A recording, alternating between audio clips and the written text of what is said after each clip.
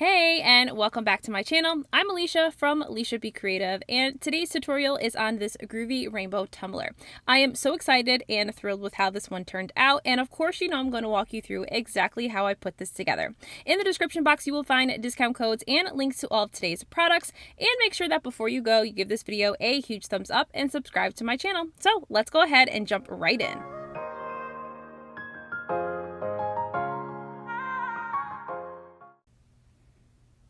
So of course, let's go ahead and get started. So today I'm going to be using a 20-ounce skinny. This is a tumbler that I purchased originally from Craft Haven. I will link them down in the description box. I have already prepped my cup by spray painting it with a flat white spray paint.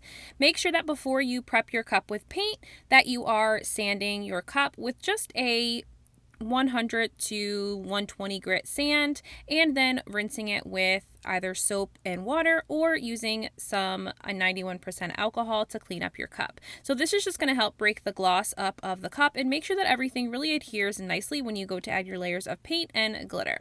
So I'm applying a layer of Mod Podge. You certainly could also use the epoxy method glitter application for this, and I'm just putting a nice layer of Mod Podge all around the cup because we're going to do one coat of glitter here. You guys know that I really like to avoid having to do more than one coat of glitter if I can avoid it, and so making sure that I am really diligent with the amount of Mod Podge that I'm putting in really helps to make sure I only have to go in with that one coat.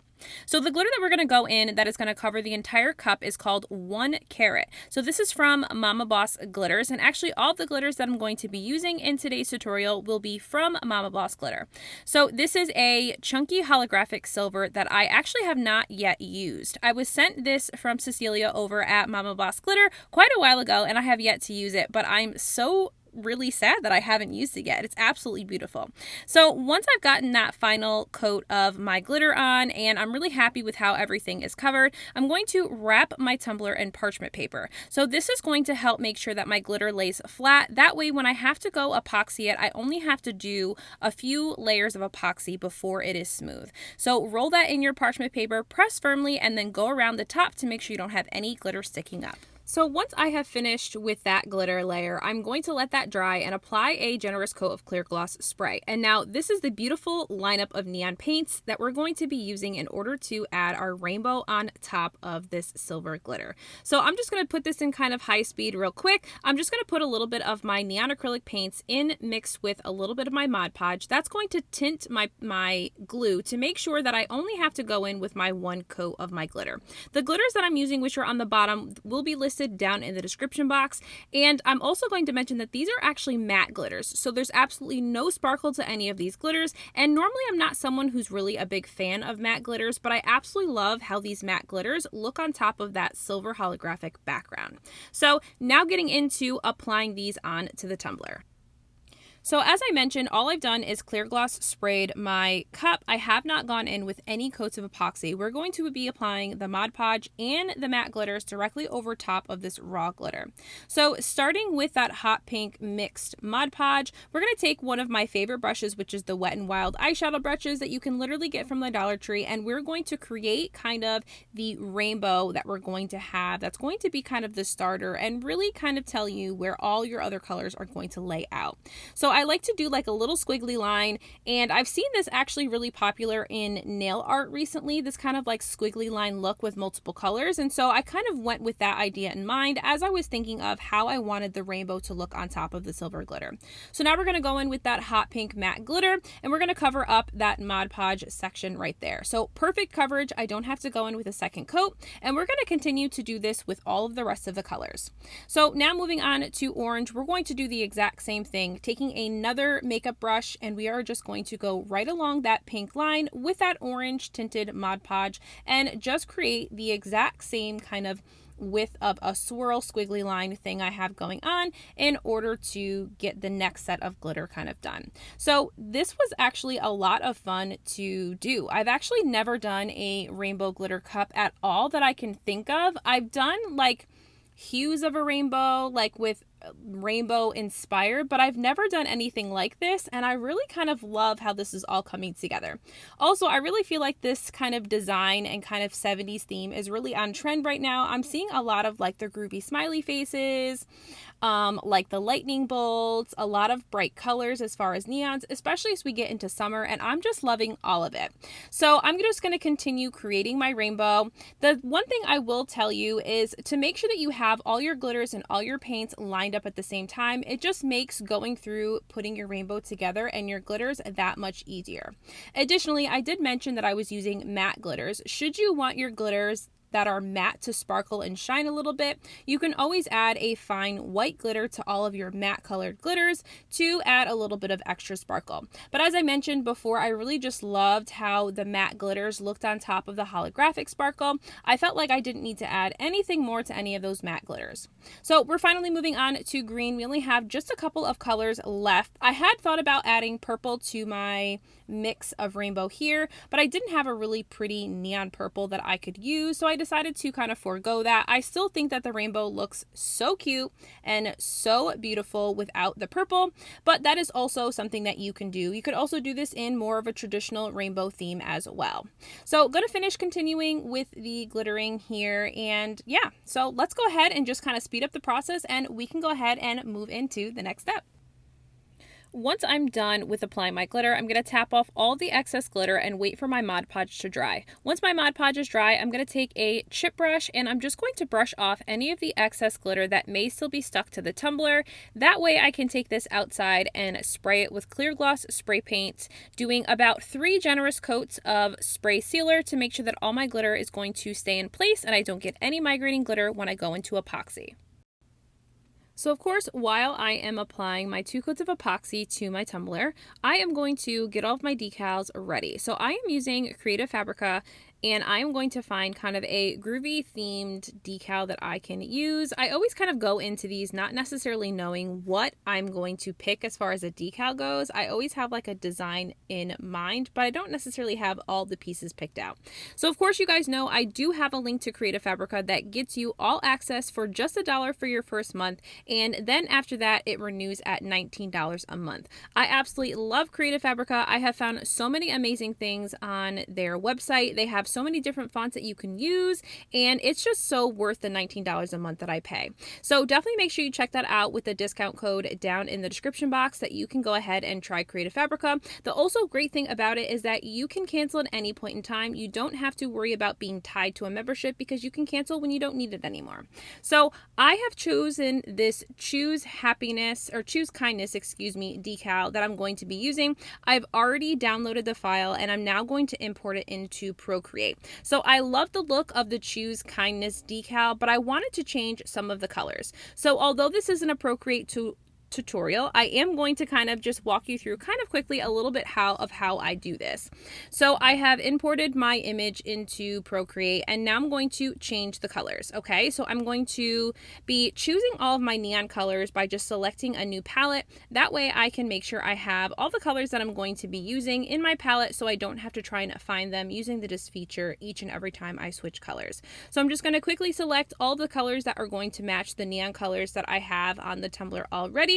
That way I can go ahead and apply these by just dragging and dropping them into the colors or into the letters that I want to change.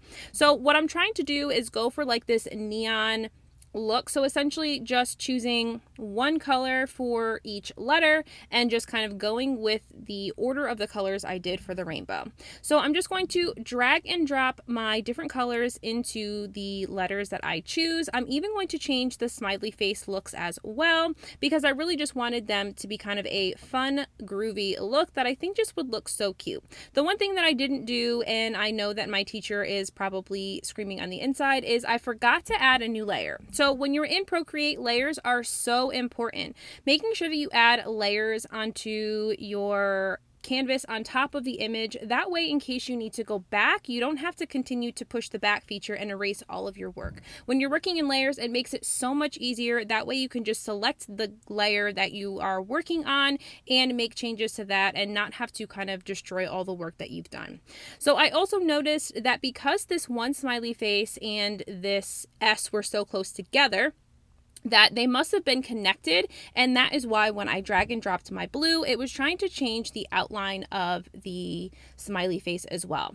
So what I've done is I've just alpha locked that. That way I can color just the outline of the smiley face and put that back to black. I am going to change that to white, which you'll see me do at the end, but I had originally thought that maybe I'd want this to be a black background, but I kind of went against that in the end. So I'm just going to very quickly kind of shade and color this using my monoline brush and just color in as quickly and as close to the green smiley face as I can, being careful that I don't color in the green part of the face. So zooming in using pinch to zoom in order to be able to color all of that outline and make sure I have a really crisp and clean smiley face circle.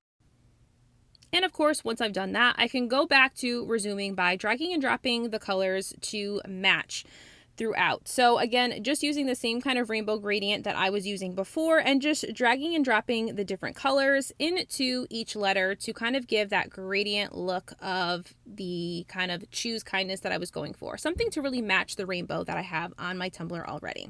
So once I've done that, this is where I decided that I want to change the outline of the smiley faces and the smiley face in the middle to be white. So I'm just going to choose white and then again, drag and drop into the black spaces there in order to get that to default to white.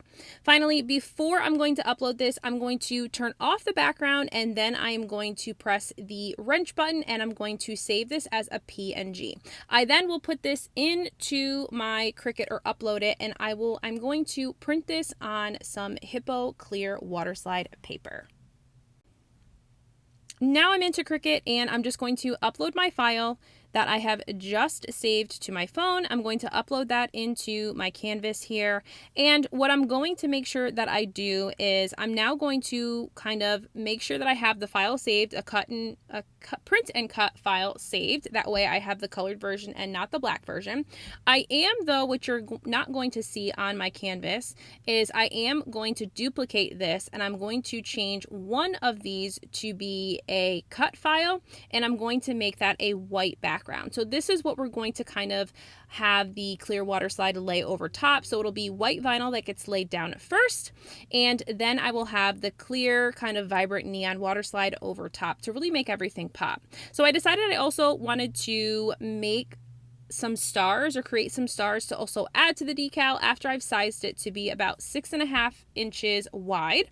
So that is kind of the space that I have on my tumbler that I'm going to utilize rather to cover up kind of that silver holographic space in the middle of the rainbow.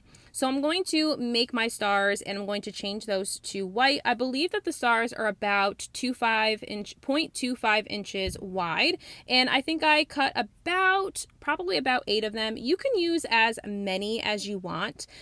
Certainly choose to duplicate as many. I always like to cut a few extra just in case I decide I want more, but completely up to you. So I'm just arranging them, kind of trying to envision how I want it to play out on the cup. Once I've done that, I will get all of these items created by printing my water slide as well as getting my decals cut on white matte vinyl.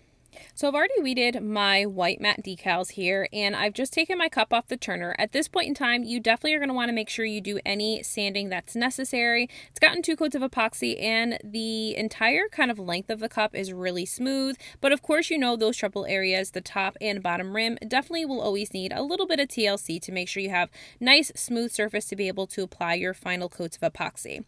So I'm going to move on to decals and I'm just going to put this Choose Kindness vinyl on first. So again, as I mentioned when we were talking through the Procreate section, is that I'm going to lay this vinyl down first, which is sized to the exact size as the water slide.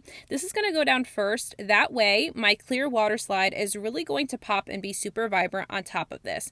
Otherwise, if I was to lay the clear water slide on top of the silver background, it kind of wouldn't be as vibrant and would almost look faded or muted. And I really, for whatever reason, just don't vibe with white water slide. We have kind of a long history of it never working for me, so I don't really care for using white water slide. Clear water slide is perfectly fine for me. So I have kind of placed that on the cup, the place that I want it to go, and I've kind of anchored down one section with a piece of painter's tape, and now I'm just going to cut the backing off one half of this decal and smooth that front or top section first. I then will remove the tape from the bottom section there and just pull up on the back, kind of like the hinge method, but a little bit different just because this is at a slant. And I'm just going to peel off this section here, the backing here. And then, of course, I will smooth this down onto the cup. Once that is nice and smooth, then I can go ahead and I can begin to apply the stars. So I love using the hinge method for applying sort of large decals like this. I really feel like you can make sure everything stays on correctly, you don't get any wrinkles, versus trying to, you know, just kind of place it and stick. So definitely the hinge method is the way to go with some of these larger decals. So now on to the stars. I'm just going to hand place the stars with my craft knife here. I just find it's easier than using a piece of transfer tape. No real reason I feel like to waste a piece of transfer tape for these small stars. And so again, I arranged them in a completely different way than how they're going to be arranged on the cup. I think I didn't anticipate how much space I wouldn't really have in between the rainbow and the Choose Kindness decal. And so I just decided to kind of place the white stars in all of that kind of negative space, which is just silver glitter, just to kind of try and bring some of the, you know, decal look all together. So I'm just going to apply all of the rest of these stars just in sections that I feel like they kind of will go and look good. And then once I've done that, I will set this aside and we're going to get set up for our water slide application. So now we're on to applying our water slide. So the water slide I use is Hippo Clear Water Slide. It is my favorite water slide paper to use. And of course, there's a discount code down in the description box that'll save you, I believe it's 10% off their water slide decal paper. So I've already spray sealed this with clear gloss spray. I do 3 generous coats of the clear gloss spray over top of this, making sure that this is nice and glossy before I feel like it's ready to be applied to the cup. So I'm just going to cut that out of that water slide paper and dip that into my room temperature water. While I'm waiting for that to be able to remove from the background, I am just going to apply a little bit of water to my decal area. That way I can make sure I have a kind of slippery surface in order to apply our decal, water slide decal over top. So I've also grabbed a couple of coffee filters off shot just to make sure I have something to pat this dry, but we're going to apply this water slide just like I do any water slide, and that is adhering one edge of the water slide to the cup and then slowly pulling back on the backing from the back of the decal, and then using my little wedge tool here to be able to smooth out any wrinkles and get out any of the water out from under the water slide decal. So these silicone brushes are a lifesaver when it comes to applying water slide. It just makes things so much easier, and then you don't run the risk of ripping your decal when you're trying to use your fingers.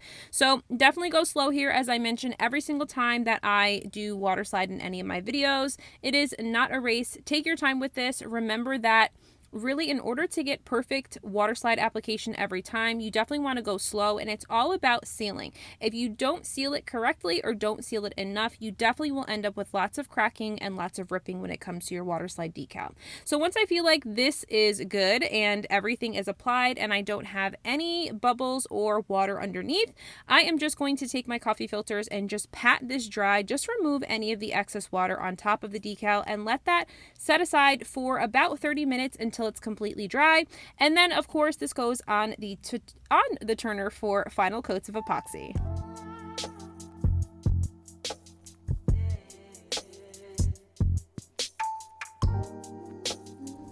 I hope that you loved today's tutorial as much as I loved creating it. If you did, give this video a huge thumbs up and subscribe to my channel and click that notification bell so you're notified when I post my next tutorial. I'll see you guys again soon.